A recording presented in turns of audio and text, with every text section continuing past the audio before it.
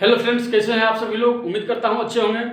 पिछले वीडियो में हम लोगों ने लोकसभा के अध्यक्ष, उपाध्यक्ष, राज्यसभा के सभापति, उपसभापति, इनके विषय में हम लोगों ने देख लिया था। इनकी शक्तियों के विषय में हम लोगों ने देख लिया था। आगे आज हम लोग देखते हैं अब कुछ संसदीय समितियों के विषय में। अनुच्छेद 118 में संसदीय समितियों की चर्चा की गई है। देखिए, संसद के पास बहुत सारे कार्य हैं, बहुत सारे कार्य। सभी कार्यों को संसद में कोई एक व्यक्ति इस कार्य को पूरा नहीं कर सकता, या लोकसभा के अध्यक्ष इस कार्य को, या राज्यसभा के सभापति इस कार्य को अकेले पूरा नहीं कर सकते हैं। तो इसके लिए क्या किया गया है, तो अनुच्छेद 118 में इस बात की चर्चा की गई है कि लोकसभा के अध्यक्ष या सभापति क्या करेंगे, तो संसद के कार्यों को संपादित करने के लिए, यानी पूरा करने के लिए कुछ समितियों का गठन करेंगे। क्या करेंगे, कुछ समितियों का गठन करेंगे और समितियों के माध्यम से क्या करवाएंगे, पूरे संसद के जितने भी संसद के कार्य हैं उन सभी कार्यों को पूरा करवाएंगे। तो इसके लिए संसदीय समितियों का गठन किया जाता है। अनुच्छेद 118 में चर्चा की गई है कि संसद के कार्यों को आसान बनाने के लिए अध्यक्ष या सभापति क्या करेंगे, कुछ समितियों का गठन कर सकते हैं। ठीक है, क्योंकि संसदीय समितियां दो तरह की होती है, एक स्थायी और एक तदर्थ। एक स्थायी समिति होती है और एक तदर्थ समिति होती है। स्थायी समिति वह है जो कि प्रत्येक वर्ष जिसका कि गठन किया जाना निश्चित है। प्रत्येक वर्ष इस समिति का गठन किया जाना निश्चित है। लेकिन तदर्थ समिति क्या होती है, तो जिसकी कोई आवश्यकता पड़ने पर, किसी विशेष आवश्यकता पर किसी विशेष समिति का जब गठन किया जाए तो उसे हम लोग कहते हैं तदर्थ समिति, या अस्थायी समिति भी इसे हम लोग कह सकते हैं। ठीक है, अस्थायी और अस्थायी दो तरह की समितियां होती हैं। पहला स्थायी समिति 6 तरह की होती हैं। कौन कौन सा, तो पहला है वित्तीय समितियां, जो कि धन से संबंधित जो कार्य होगा उसे वित्तीय, स्वाभाविक के नाम से ही पता चल रहा है कि वित्तीय समिति कि धन से संबंधित जो भी कार्य होगा वो वित्तीय समिति देखेगी। दूसरा है विभागीय समिति, नाम से ही यह भी स्पष्ट हो रहा है कि किसी न किसी विभाग से संबंधित होगा या अन्य बहुत सारे विभागों से संबंधित होगा, इसीलिए इसका नाम है विभागीय समिति। तीसरा है जांच समिति, चौथा है सदन की समिति, पांचवा है अन्वेषण समिति और छठा है सेवा समिति। देखिए, जांच समिति क्या करती है, तो ये जनता की जो समस्याएं हैं, जनता की बहुत सारी समस्याएं होती हैं, ये जनता के बीच घूम करके, जनता के बीचों में रह करके, जनता की समस्याओं को सुन करके, उनकी समस्याओं को देख करके सदन में जाकर के, लोकसभा में या राज्यसभा में, संसद के पास ये जाकर के प्रस्ताव रखते हैं कि जनता की अमुक समस्याएं हैं, इन समस्याओं का भी निदान होना आवश्यक है। तो जांच समिति क्या करती है कि जनता की समस्याओं को लोकसभा तक और राज्यसभा तक, संसद तक पहुंचाने का कार्य करती है। उसके बाद है सदन समिति, ये जो है सदन के नियमों और कानून की क्या करती है, बनाने का कार्य करती है। सदन में किस प्रकार शांति बनाए रखा जाए, क्या क्या कानून लागू होंगे सांसदों पर, संसद भवन के भीतर क्या क्या उनका नियम फॉलो करना होगा, इन सभी बातों की चर्चा, इन सभी चीजों को लागू कौन करती है, तो सदन समिति इस बात की देखरेख करती है। उसके बाद है अन्वेषण समिति, तो ये SC ST के लिए कुछ विशेष प्रावधानों का व्यवस्था करवाती है। इनसे संबंधित इनकी समस्याओं को सुन करके, इनकी समस्याओं को संसद तक क्या करती है, पहुंचाने का कार्य करती है। उसके बाद है छठा सेवा समिति, ये सेवा समिति सांसदों के वेतन, भत्ते, आवास, इन सभी सुविधाओं की देखरेख करती है। इसमें किसी प्रकार की कटौती ना हो, किस प्रकार से समय समय पर बढ़ाया जा सकता है, बढ़ाने का कार्य यही करती है कौन, तो सेवा समिति। ये सांसदों के लिए वेतन, भत्ता, आवास और सारी सुविधाओं की क्या करती है, व्यवस्था करवाती है। तो ये 6 क्या है, संसदीय समितियां जो कि स्थायी समितियां हैं, और 2 है तदर्थ समिति, एक है प्रवर और एक संसदीय। ये 2 क्या है, तदर्थ समिति है, यानी अस्थायी, किसी विशेष आवश्यकता पर ही इन दोनों की क्या होगी, स्थापना, इन समितियों का गठन किया जा सकता है। तो स्थायी और तदर्थ 2 तरह की होती हैं। अब देखिए, स्थायी में हमने 6 समितियां देखी, वित्तीय समिति, विभागीय समिति, जांच समिति, सदन समिति, अन्वेषण समिति और सेवा समिति। अब देखिए, वित्तीय समिति जो है, वित्तीय समिति भी 3 तरह की होती है। वित्तीय समिति भी 3 प्रकार की होती है। वित्तीय समिति ये भी जो है 3 तरह की होती है। वित्तीय समिति को भी 3 भागों में बांटा गया है। 3 तरह की, इसके भीतर 3 समितियां बनाई जाती हैं। एक है, पहला है प्राक्कलन समिति,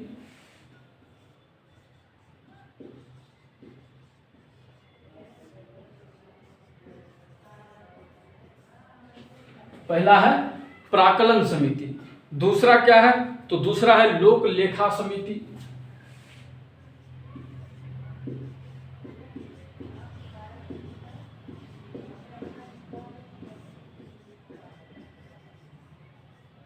लोक लेखा समिति। तीसरा क्या है, सरकारी उपक्रमों की समिति, सरकारी उपक्रमों की समिति।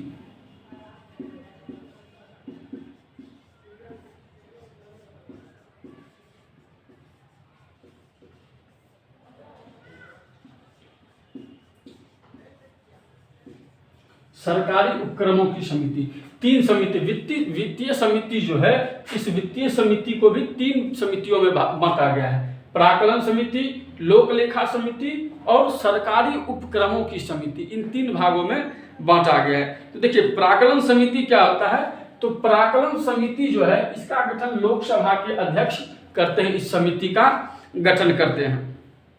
इसमें लोकसभा से आपको 30 सदस्य, इसमें 30 सदस्य होते हैं और ये सभी के सभी लोकसभा से होते हैं। कोई भी सदस्य, इसका राज्यसभा का सदस्य कोई भी, इसमें राज्यसभा के कोई भी सदस्य नहीं होते हैं। प्राक्कलन समिति का गठन लोकसभा का अध्यक्ष करता है और इसमें जो 30 सदस्य होते हैं वह 30 लोकसभा के ही सदस्य होते हैं, राज्यसभा से इसमें कोई भी सदस्य नहीं आते हैं। ठीक है, समिति का जो गठन होता है तो प्रत्येक वर्ष मई महीने में इसका क्या किया जाता है, गठन किया जाता है। प्राक्कलन समिति का मई महीने में गठन किया जाता है और 30 अप्रैल तक इस समिति का पूरा कार्यकाल रहता है, 1 वर्ष का इसका कार्यकाल। जितने भी स्थायी समितियां सभी का कार्यकाल 1 साल का ही रहता है, प्रत्येक वर्ष ये फिर से नया इसमें सदस्यों का चुनाव किया जाता है।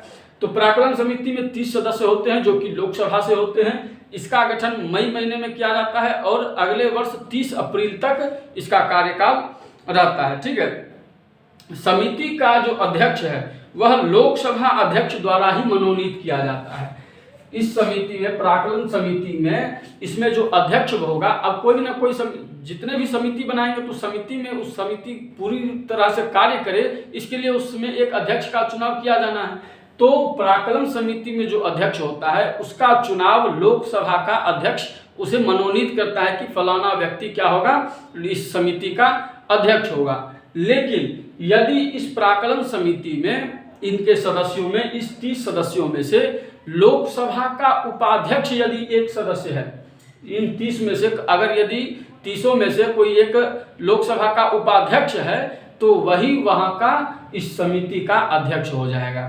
ठीक है, लोकसभा का उपाध्यक्ष यदि इस प्राक्कलन समिति के सदस्य के रूप में चुना जाता है तो वह उपाध्यक्ष ही प्राक्कलन समिति का अध्यक्ष बन जाएगा। और यदि लोकसभा का उपाध्यक्ष नहीं चुना जाता है तो लोकसभा के जो अध्यक्ष वो जिसे मनोनीत करेंगे वो वहां पर में प्राक्कलन समिति का अध्यक्ष बनेगा। ठीक है, यह समिति सरकारी खर्च में किस प्रकार कमी लाई जाए, संगठन में कैसे कुशलता लाई जाए तथा प्रशासन को कैसे सुधार किए जाएं, इन सभी विषयों पर क्या करती है, रिपोर्ट तैयार करती है। कौन कौन से विषय हैं, तो सरकारी जो खर्च होते हैं उन खर्च को किस प्रकार से कम किया जा सकता है, संगठन में किस प्रकार से कुशलता लाई जा सकती है और प्रशासन को किस प्रकार से सुधारा जा सकता है, इन सभी विषयों पर यह प्राक्कलन समिति कार्य करती है। ठीक है, प्राक्कलन समिति का प्रतिवेदन पर सदन में बहस नहीं की जाती है, परंतु यदि समिति जनता अपना कार्य वर्ष भर करती है और अपना दृष्टिकोण सदन के समक्ष रखती है, यानी यदि जो ये प्राक्कलन समिति है इसने कोई प्रतिवेदन यदि सदन में रखा है ला करके तो उस पर किसी प्रकार का कोई बहस नहीं होगा, लेकिन फिर भी ये क्या करती है, वर्ष भर, सालों भर अपना कार्य संपादित करती रहती है प्राक्कलन समिति। तो प्राक्कलन समिति का मुख्य कार्य क्या है, तो इसका कार्य है सरकारी खर्च में किस प्रकार से कटौती की जाए, किस प्रकार कम खर्च में बेहतर सुविधाएं प्रदान की जा सकती हैं, इस विषय में कार्य करना। ठीक है, प्रशासन को किस प्रकार सुधारा जा सकता है, इस सभी विषयों में कार्य करना प्राक्कलन समिति का कार्य होता है। और इसमें 30 सदस्य होते हैं जो कि लोकसभा से होते हैं और इसका अध्यक्ष कौन होता है, तो जिसे लोकसभा अध्यक्ष मनोनीत करेगा वही इसका अध्यक्ष होगा। और यदि उपाध्यक्ष चुना गया है लोकसभा का उपाध्यक्ष इस समिति का सदस्य है तो वही इस समिति का क्या होगा, अध्यक्ष बन जाएगा। अगला देखिए लोक लेखा समिति। ये क्या करती है, लोक लेखा समिति, इसे कहा जाता है प्राक्कलन समिति की जुड़वां बहन।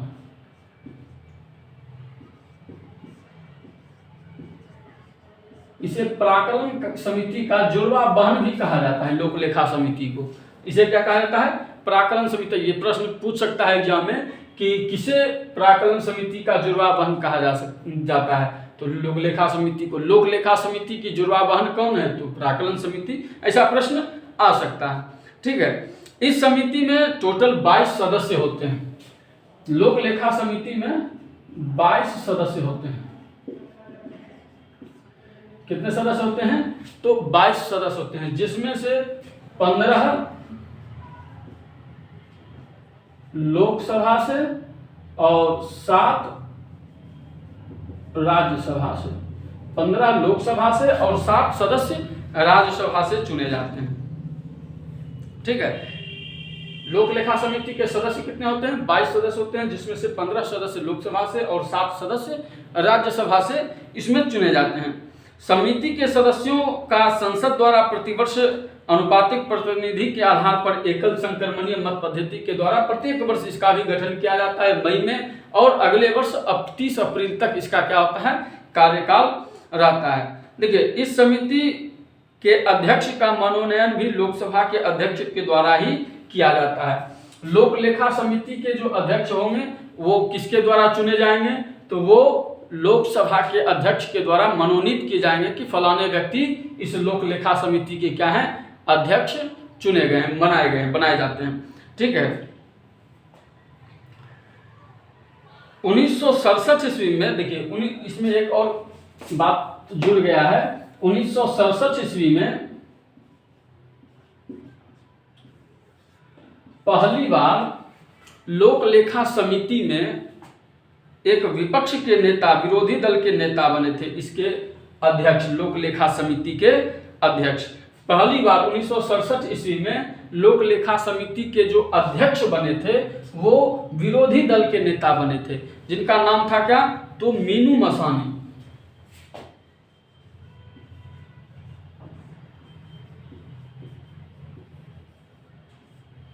मीनू मसानी विरोधी दल के नेता 1967 में लोक लेखा समिति के अध्यक्ष के रूप में चुने गए थे।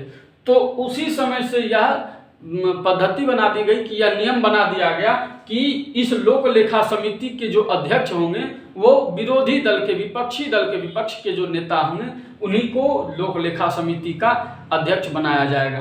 पहले इन 22 सदस्यों में से किसी को, जो लोकसभा और राज्यसभा जो सत्ताधारी नेता थे, जो पक्ष था वही अपने सदस्यों को इनमें चुनता था।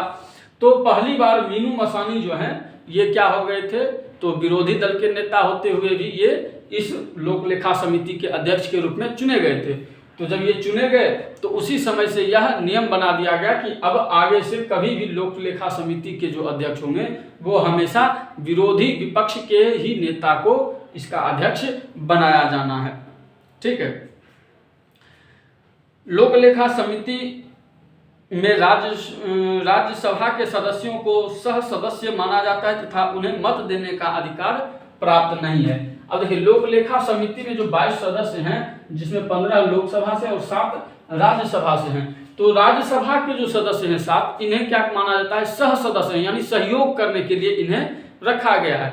ये केवल सहयोग करने के लिए हैं। जब मतदान की बारी आएगी किसी विषय पर में तो ये सदस्य मतदान, राज्यसभा के जो सदस्य हैं वो मतदान इसमें नहीं करेंगे, ठीक है। लोक लेखा समिति का जो मुख्य कार्य है, यह समिति भारत के नियंत्रक महालेखा परीक्षक CAG जिसे कहा जाता है, इसके कार्य को देखना, इसके द्वारा जो कार्य किया गया है उस कार्य की रिपोर्ट को उसकी जांच करना है, ठीक है। लेकिन लोग महालेखा परीक्षक द्वारा दिया गया जो लेखा परीक्षण है उसकी क्या करना है, जांच करना है। CAG जो अपना सारा रिपोर्ट तैयार करके भेजेगी, उस रिपोर्ट को क्या करना है, लोक लेखा समिति उसकी जांच करेगी। इसी के द्वारा क्या होता है, पता चलता है कि किस जगह पर में कहाँ क्या घोटाला हुआ है। तो मुख्य रूप से ये भी जब वित्तीय समिति है तो वित्त से संबंधित ही कार्यों पर क्या करेगी, अपना नज़र बना के रखेगी। ठीक है। भारत सरकार के व्यय के लिए सदन द्वारा प्रदान की गई राशियों का विनियोग दर्शाने वाली लेखाओं की जांच करना, यानी भारत सरकार ने जो खर्च करने के लिए रुपया दिया है किसी भी विषय वस्तु पर में खर्च करने पर, मान लीजिए सड़क के लिए, रेलवे के लिए, या एयरपोर्ट के लिए, या प्लेन या सुरक्षा के लिए, किसी भी क्षेत्र में सरकार ने जो खर्च किया है उस खर्च की क्या करना, उस खर्च का ब्यौरा निकालना, उस खर्च की जांच करना कि कितना खर्च हुआ है, कहाँ कितना खर्च हुआ है और क्या बाकी रह गया है। तो इन सभी चीज़ों की जो रिपोर्ट तैयार करके उस पर में जांच कौन करेगा, तो लोक लेखा समिति इसकी जांच करती है। यहीं से पता चलता है कि किसने कितना घोटाला किया है, किस सरकार के संबंध में, किस समय में, किस क्षेत्र में घोटाला किया गया है। तो घोटालों की जो उजागर करता है वो तो सीएजी अपना रिपोर्ट तैयार करके दे देता है राष्ट्रपति के पास कि फलाने ने इतना घोटाला किया है, यहाँ इतना का घपला हुआ है। तो राष्ट्रपति जब इसको लोक लेखा समिति के अध्यक्ष के पास उस प्रतिवेदन को भेजते हैं, उस रिपोर्ट को भेजते हैं, तो लोक लेखा समिति क्या करती है, उसकी पुष्टि के लिए उस पर में जांच करती है, उनकी सारी रिपोर्ट की पुनः जांच करवाती है। ठीक है। संसद द्वारा प्रदान की गई धनराशि के अतिरिक्त धनराशि को व्यय किया गया हो तो समिति उन परिस्थितियों की जांच करती है जिसके कारण अधिक धनराशि व्यय किया गया। यानी किसी क्षेत्र में मान लीजिए अभी आज कोई बजट पास हुआ, मान लीजिए सड़क बनाने के लिए 500 करोड़ की आवश्यकता है, तो 500 करोड़ रुपया उसको दे दिया गया। लेकिन 2 साल बाद जब सड़क बनाने में और अधिक खर्च की आवश्यकता पड़ी तो 500 200 और चाहिए सरकार से, तो फिर से संसद में प्रस्ताव लाना होगा धन निकालने के लिए। तो वो जो फिर से 200 करोड़ रुपया जो सरकार मांगेगी, जो मंत्री मांग रहे हैं सरकार ये सड़क बनाने के लिए, तो उस 200 करोड़ की जांच पुनः से ये लोक लेखा समिति करेगी कि कहाँ इतना अधिक खर्च हो गया कि पैसा घट गया है। यहाँ पर में पैसा कैसे घट गया, जब यहाँ पर में सारा एस्टिमेट बना करके तब पैसा निकाला गया था, तो घट कैसे गया, तो उसकी जांच कौन करेगा, तो लोक लेखा समिति इसकी जांच करती है। समिति राष्ट्रपति के वित्तीय मामलों के संचालन में अपव्यय, भ्रष्टाचार, अकुशलता में कमी के किसी प्रमाण को खोज सकती है। ये क्या करती है, तो किसी भी जितने भी भ्रष्टाचार के मामले होते हैं जिसको उजागर लोक लेखा समिति के द्वारा ही इसका उजागर किया जाता है, जितने भी भ्रष्टाचार के मामले हैं या जितने भी घोटाले के मामले हैं, ये सभी लोक लेखा समिति के द्वारा ही क्या किया जाता है, उजागर किया जाता है।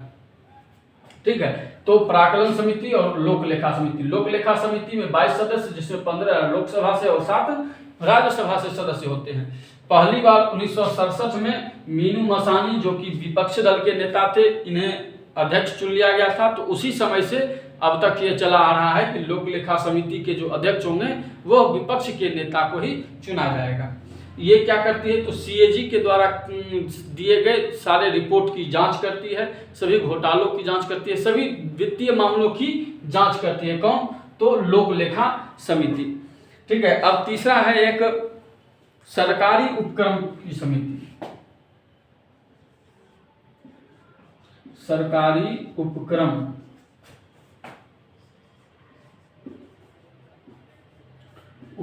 की समिति। सरकारी उपक्रम की समिति। देखिए, कृष्ण मेनन समिति की संस्तुति पर 1964 में सरकारी उपक्रम की समिति का गठन किया गया था। इसका गठन कब किया गया था, तो 1964 में कृष्ण मेनन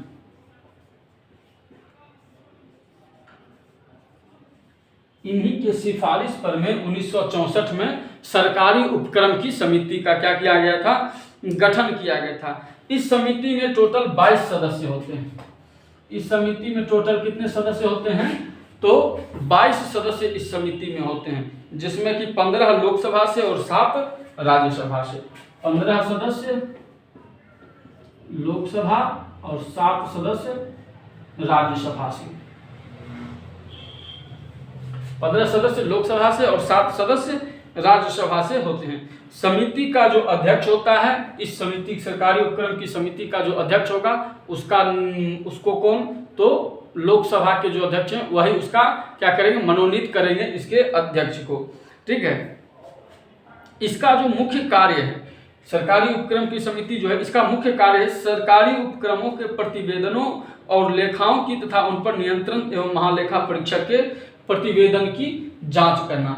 अब जितने भी सरकारी संस्थान हैं, जो सरकार के द्वारा जो संस्थान चलाए जाते हैं, उन सभी संस्थानों की क्या करना, रिपोर्ट तैयार करना, उन सभी के रिपोर्ट की जांच करना। और सीएजी के द्वारा जो उस संबंध में जो रिपोर्ट दिया, सरकारी उपक्रम के संबंध में, सरकारी संस्थान के संबंध में जो सीएजी ने जो रिपोर्ट दिया है, उस रिपोर्ट की जांच करना इसका कार्य, मुख्य कार्य है, सरकारी उपक्रम की समिति का कार्य है। यहाँ पर में ये सीएजी के द्वारा जो संपूर्ण पूरा एक ब्यौरा बनाया जाता है उसका जांच करना है। और लेकिन यहाँ जो है सरकारी जो संस्थान हैं, जैसे एनटीपीसी, बीएसएनएल, इन सभी संस्थानों का जो रिपोर्ट तैयार करके आता है, तो वो सरकारी उपक्रम की समिति इसकी क्या करती है, जांच करती है।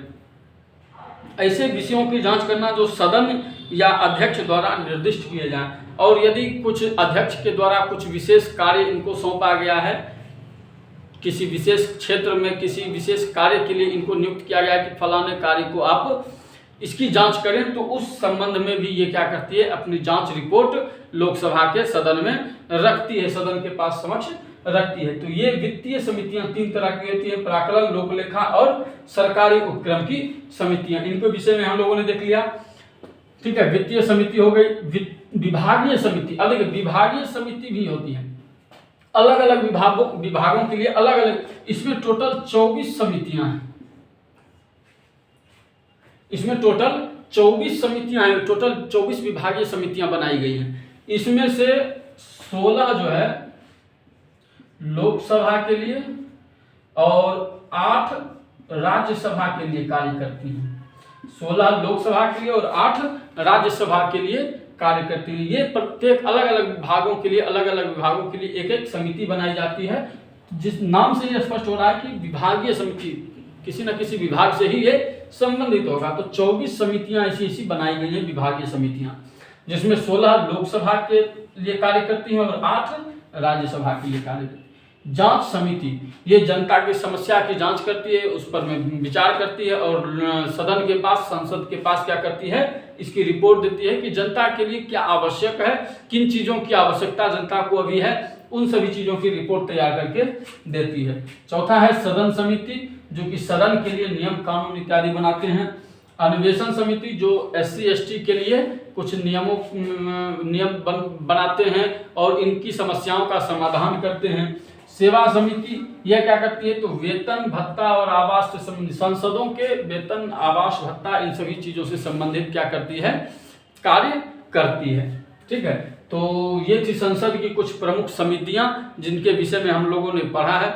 उम्मीद करते हैं आप लोगों को आज का ये हमारा वीडियो पसंद आया होगा। पसंद आया हो तो लाइक करें, शेयर करें और ज़्यादा से ज़्यादा सब्सक्राइब करें, ताकि इसी तरह से मैं आप लोगों के लिए वीडियोज़ लाता रहूँ। धन्यवाद।